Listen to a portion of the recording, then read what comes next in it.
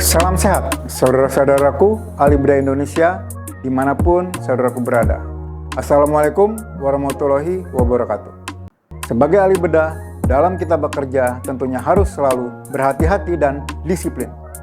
Pemerintah melalui Kementerian Kesehatan mengeluarkan Peraturan Menteri Kesehatan Nomor 3 Tahun 2025 tentang penegakan disiplin profesi tenaga medis dan tenaga kesehatan.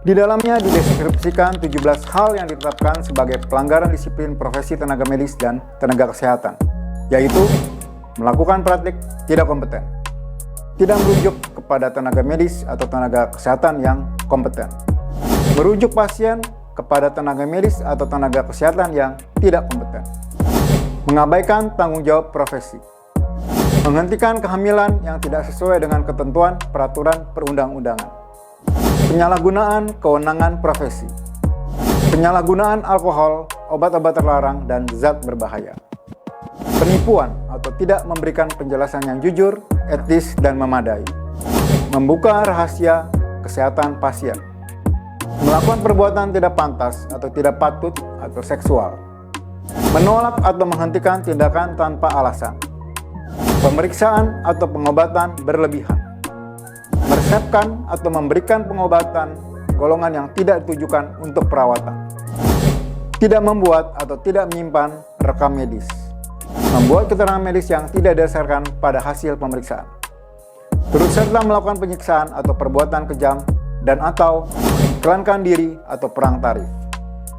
Jadi saudara-saudaraku, hindarilah terjadinya 17 pelanggaran disiplin ini dengan bekerja sehati-hati mungkin, waspada, stay alert, sesuai prosedur dan standar profesi medis, dan tentunya selalu menambahkan keselamatan pasien atau patient safety.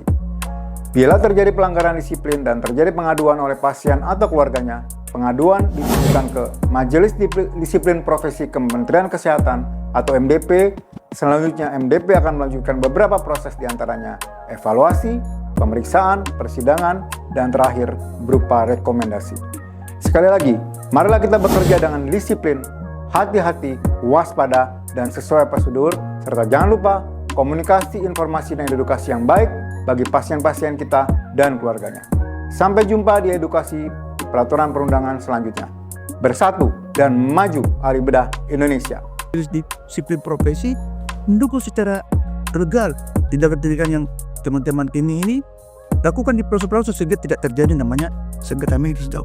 Kalau misalnya clinical privilege itu clear, diberikan direktur sebagai pimpinan tertinggi dalam Pasienkes untuk mengerjakan sesuatu, maka secara de facto, secara de jure aman tuh.